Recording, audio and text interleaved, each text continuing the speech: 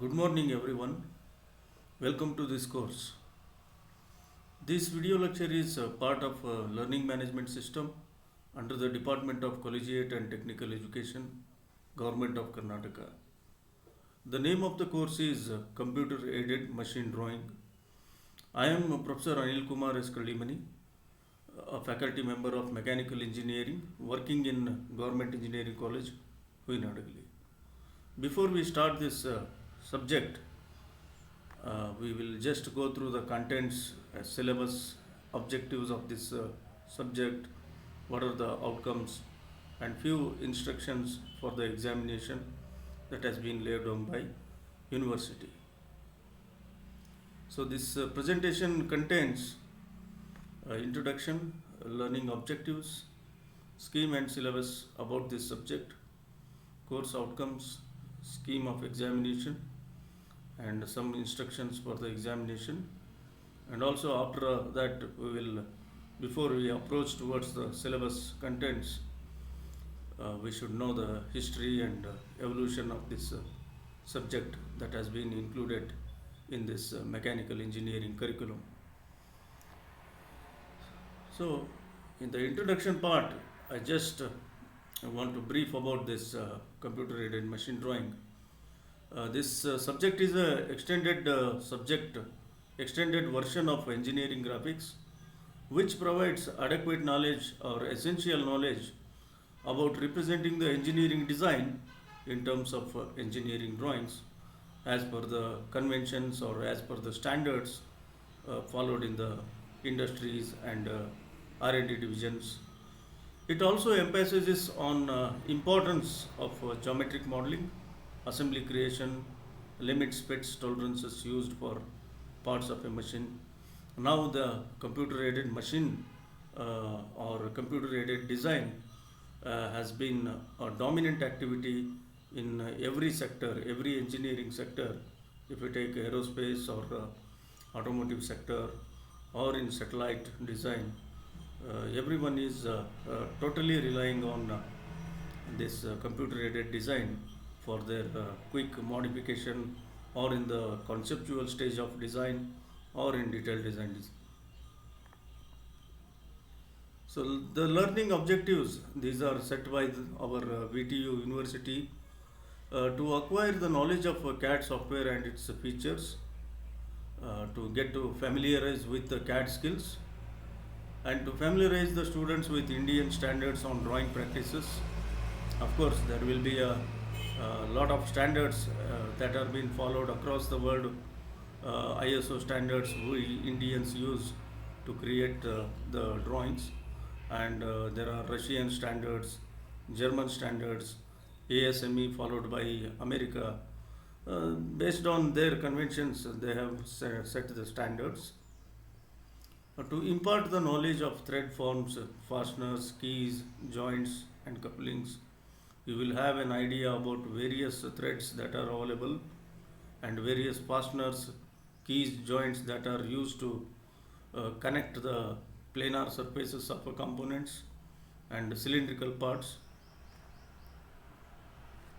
To make the students understand and interpret the drawings of a machine components. The one of the best quality of mechanical engineering is he has to read the drawing properly, because drawing reading is something it comes by experience.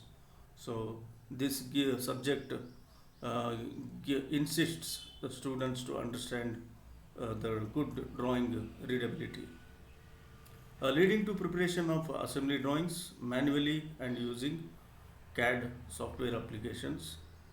And also he should acquire the knowledge of limits, fits, tolerances, and indicate them in the machine drawings.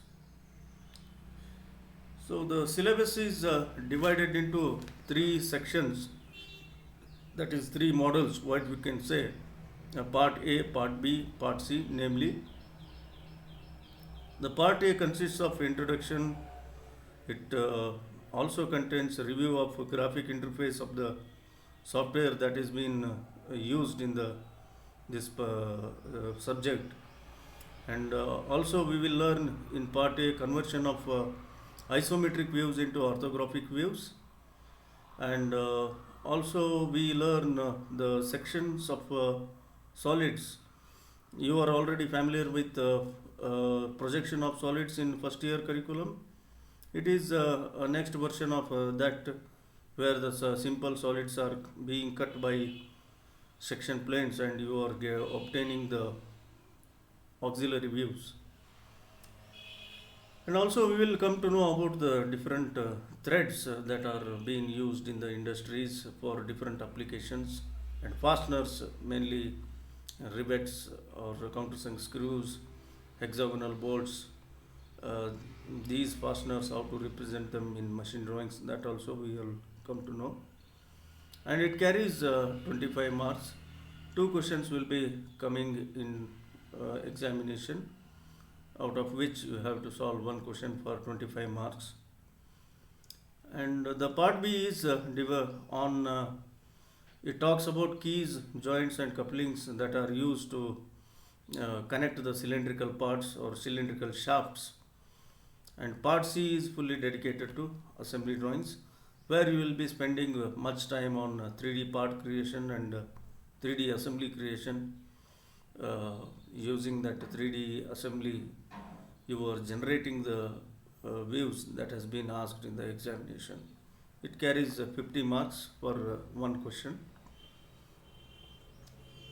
And about the course outcomes, at the end of this course, student must be able to identify the national and international standards, and also he has to understand the importance of linking functional and visualization aspects in the preparation of the part drawings, apply the limits, tolerances to the assemblies, and he has to choose the appropriate or proper fits for the assemblies, and interpret the machining and surface finish symbols, and he should know how to represent the surface finish into the component drawings, and preparation of part assembly drawings as per the conventions.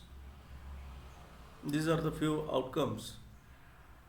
And the scheme of examination, there is no total 3 hours will be given to each student, and two questions from each section will come, and choice will be there. The student has to answer one question from each, and then part A carries 25 marks, part B carries 25 marks for a single question, and one question from part C for which carries 50 marks. A student has to do manual sketch in grid sheet before starting the computerization, and then he has to do it using CAD software. The software recommended by university is Solid Edge or any other software. So we will see some instructions for examination. There is no restriction of timing for sketching and computerization of solutions. Total duration is 3 hours, and then it is also desirable to do sketching of all the solutions before computerization. That means he has to do the sketching before he has to take the computer printout. Drawing instruments are used for sketching. You can use drawing instruments for manual drawing creation. For part A and part B, 2D drafting environment should be used. You are already familiar with the 2D drafting environment in where you have learnt in engineering graphics in the first year. Part C, 3D environment should be used, which is something new to you, that will be highlighted here, and you have to do the 3D component by using part drawings, and followed by assembly creation. Then you are going to generate the 2D views. Part A, part B carries 25 marks. That 25 marks has been divided into 15 plus 10. 15 marks will be for sketching and 10 marks will be for computer work. And in part C, out of 50 marks, 20 marks are dedicated to manual drawings. That is manual assembly you have to draw using the part drawing will be given in the question paper. Using that component drawing you have to draw the assembly drawing which carries 20 marks, and then for 30 marks are dedicated for 3D modeling. Okay, this is about the entire subject which is set as per the university. And what I felt before starting this subject, you must be wondering that why we should study this subject. That question is natural to everyone's mind, because in a mechanical curriculum you will have 40 to 45 theory subjects and 10 to 12 laboratories. One must be thinking in each semester why these subjects are there, why we need to study before we start studying those subjects. So here, this drawing, I would like to highlight the, I would like to explain the concept behind using this machine drawing and how it was evolved over the years. I would like to explain you about the history and background of this subject. So in engineering, all subjects, if you take engineering process itself, we always think and analyze and apply our minds. Otherwise, it doesn't matter what we do, because any engineering problems we have to think and analyze before arriving at the solution. It does matter we need to apply our mind. That's what matters in the end. And then this similar to all subject, this subject also needs thinking and analyzing. But thinking and analyzing is going to be slightly in different way, because in various subjects, if you take the strength of materials or machine design or mechanical vibrations, you are going from the platform of engineering mathematics and then engineering physics. From the background of that, we use so many theories, and then we derive equations. We use those equations to solve the engineering problems. But here we think and analyze only through technical drawings and geometries. Okay, the subject doesn't involve any equations or any analysis, any subtraction or addition or any we don't use of integration or differentiation. So how this subject was evolved,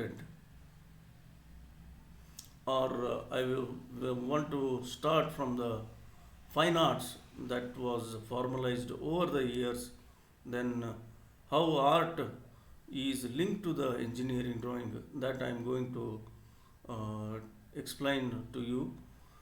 A very long time ago,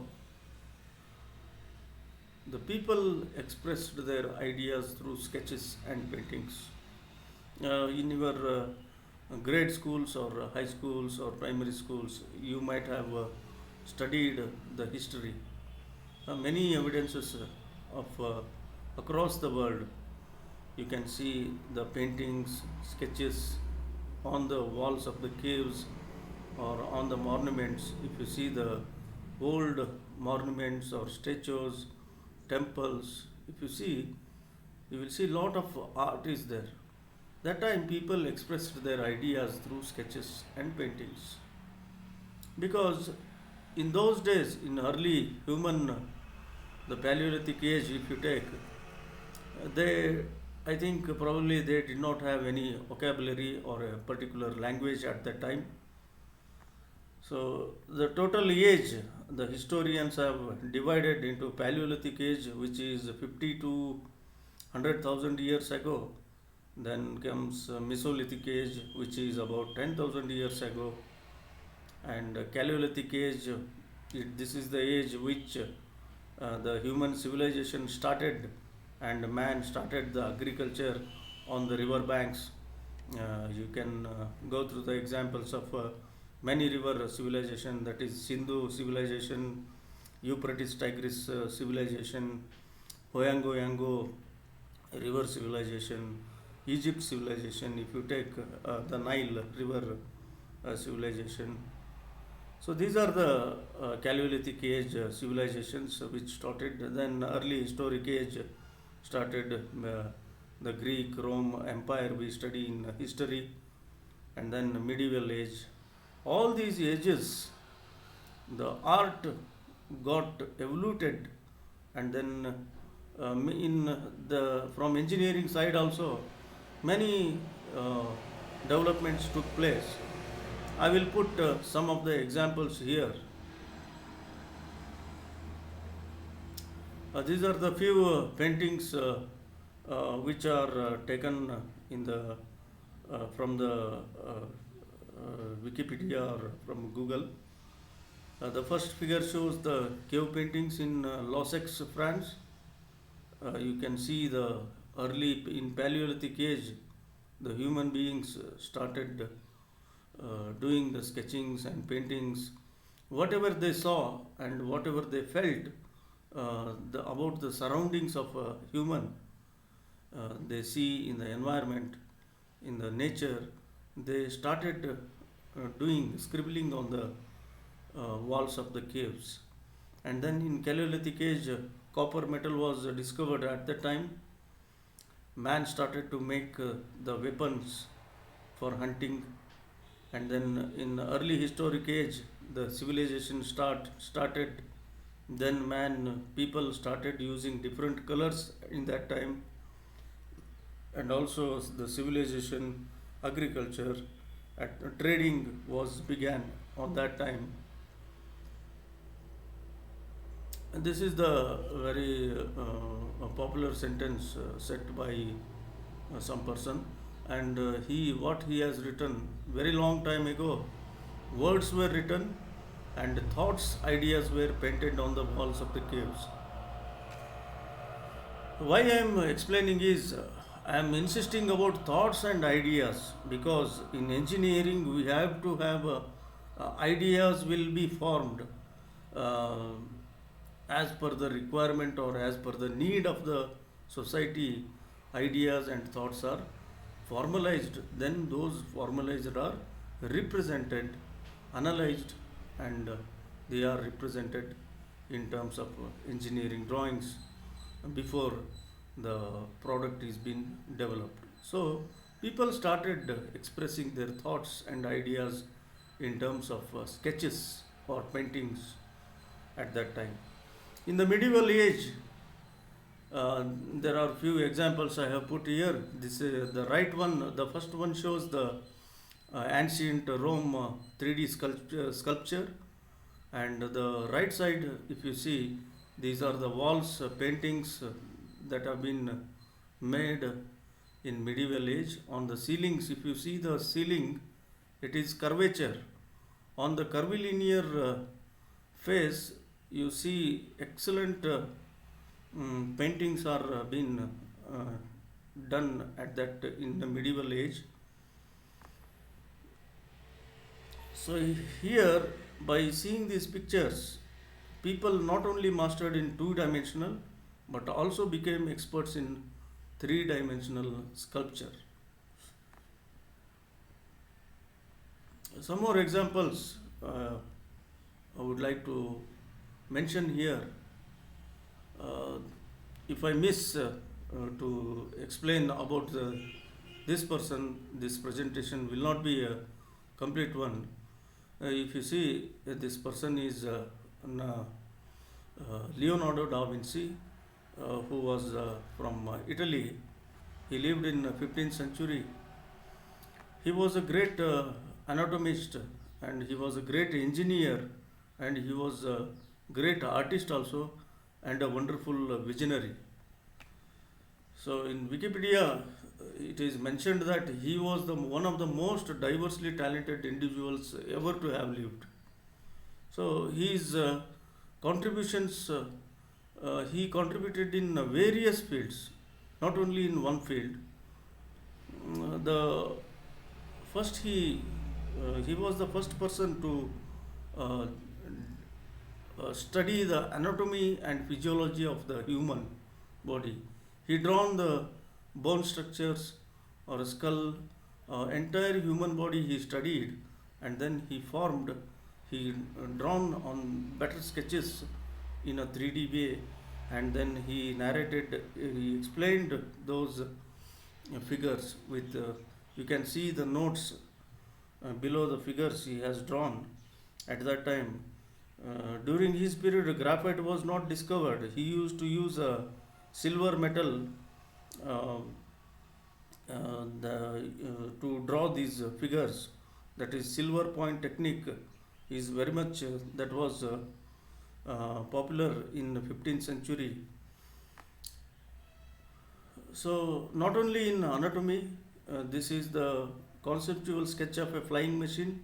It was his idea, and then this is a war weapon system which is known as catapult that was being used in wars during those days. And this is the conceptual sketch of water lifting devices. So in engineering also he contributed much more by drawing these conceptual sketches. Those ideas started, and those ideas began during that time, and he has contributed a lot towards engineering also. And not only on engineering, he worked on a great concept called golden ratio. The below picture, if you see this human body with different positions, which is drawn into the circle, which is fitted into the circle. At the golden spiral, you can see he explained that every object which is available in nature or which is available in universe is created according to the golden ratio. So he emphasized that golden ratio exists in every geometry, every shape of the object, and this technique he also adopted in his great paintings, the Mona Lisa, Last Supper of the Jesus Christ. Many famous paintings are there that are available. Some of them are available in museums of, if you visit Rome or Italy or France, you can see his great paintings. They are not just paintings. He has included the golden ratio, concept of golden ratio in his paintings. The golden ratio is a great concept. The many of the mathematical, if you take an example, Fibonacci series, which is developed based on the golden ratio. If you see many geometries that Archimedes, Plato, they derived, it is based on golden ratio technique. Then from purely engineering side, I would like to give this name Gustav Eiffel, who was a famous engineer, and he and his team in 19th century were responsible to build more than 65 gigantic structures worldwide. You can see the famous, most recognizable structure in the world, which is Eiffel Tower, which was named after him. It was his idea, and he and his team constructed these. This one, the right side, the Statue of Liberty in New York. If you see this, and also he constructed these iron railway bridges in France. You can see the arch which is installed on the two sides of the river bank, and then these vertical stiffened strong members are supporting that horizontal beam on which railway track is made. This length of the bridge is around 524 meters, that is half kilometer. You can see before arriving these structures, he might have worked on something. Ideas came, that were represented. If you see these pictures, these are the sketches, rough drawings before starting these constructions. Ideas were conceived by the people, and those ideas were represented in terms of drawings. So before starting these projects or before building it, people started uh, representing the ideas into the drawings with lot of iterations. If you see the Statue of Liberty, inside that he made a truss type of structure on the basement which supports the entire statue. And if you see the conceptual sketch of this Eiffel Tower, so I would like to have a bottom line here. By seeing all those things, we will arrive that designers, or I can tell that painters, or philosophers, or creators, or engineers, they may have been a single person or a team working in a team. They design, they started doing their design, means they created the ideas, they conceived the ideas, and that design had to be communicated to those who used to build it or create it. And now in today we call them as manufacturers or manufacturing engineers. That communication, way of communication, could have been possible only through drawings and sketchings.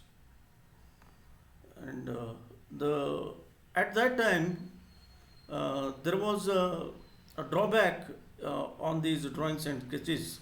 These pictures, sketches used to communicate did not have any uniformity, or the people started feeling difficulty in finding out the sizes, shapes in these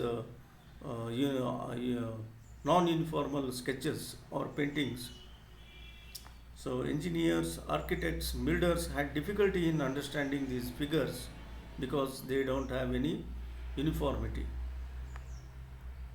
Then I would like to suggest this name, Gaspard Monge, who was a mathematician. He was also an engineer in French military. In 18th century, he is known as inventor of descriptive geometry. What he did was he formalized the technical drawings. He found a technique, what we call as orthographic projections. Okay, orthographic projections, I have explained you in the first year curriculum. What is that? It is the process of projecting the boundary of an object and projecting onto the normal planes and getting the images of that, so that you can see the all dimensions in all views. This process is called as orthographic projection. As the name suggests, ortho means normal or perpendicular. This technique or this methodology was accepted worldwide and then formed the backbone of industrial revolution. In 19th century, because of this technique, engineers started using it across the worldwide, and then industrial revolution began. Material science evolution took place in 19th century. Engineers started structure designs, and aircraft program was developed after the World War. So since 30-40 years, this evolution of computer aided design, that is integration of computer science techniques into the engineering design, that has been completely replaced this manual drawing creation. Now the computer aided design has taken a dominant place in any of the engineering sector. If you take automobile or aerospace or small scale industries or in thermal engineering, everywhere the geometry based engineering design starts, and then quickly they modify the design to arrive at the production level. So if you take one example, I would like to highlight here that in any sector, uh, the any R&D division, if you take the process, the first process is preliminary design, or which we call as conceptual design. I have mentioned here a fighter aircraft design. Aircraft design starts from the aircraft layout, where the aerodynamic engineer and mechanical engineers sit together. They study the customer requirements, what is whether it is a single pilot or a front and rear pilot, two pilot, either it is a trainer, either it is a supersonic or subsonic. Based on that, and based on the weight requirement, they will decide the layout. Once the aircraft layout is freezed, the contour development throughout the length of the aircraft is developed, and it is immediately taken to the using CAD. Its numerical geometry, master geometry is being created, and then once this master geometry is freezed, the base with the same CAD model, wind tunnel model has been developed. It will go for wind tunnel studies to mm, estimate the aerodynamic parameters or performance, and then with the same geometric model, structure design will start, followed by stress analysis. So with the same structural elements, the same CAD geometry, stress evaluation is carried out using finite element, and then also the same CAD model is used for to estimate the aerodynamic parameters, lift, drag, all those counts are estimated using the same CAD model. And then the system design, if you take, that also uh, is based on the same CAD model, and the mechanism studies and ergonomics of the cockpit, everything is uh, based on the CAD geometry. So this is called as a master model concept in any R&D division or any design center, if you take. So CAD plays a very important role in engineering design. So you can have better prospects once you finish your mechanical engineering curriculum.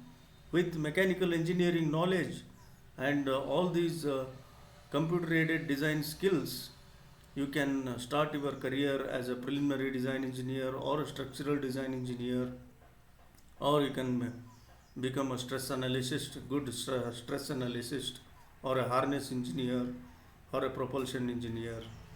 So this knowledge of CAD is very much required nowadays. It is a part of default essential requirement for a mechanical engineer. So some of the CAD softwares, commercial CAD software applications that are being used in across the worldwide. CATIA, which is uh, developed by Dassault Systems, uh, based on the aircraft structures. They were having difficulty in creating the aircraft contour. That's why they developed this software. This is very aerospace industries very much they use this CATIA. Many of the aircraft programs, if you take Boeing or Airbus, or in India, we our indigenous light combat aircraft program, total the LCA design is made using CATIA, and then Unigraphics also used by some of the Lockheed Martin or some companies, and ProE, Ideas, AutoCAD, SolidWorks, Solid Edge. Many of the CAD softwares are available for you to have a CAD skill.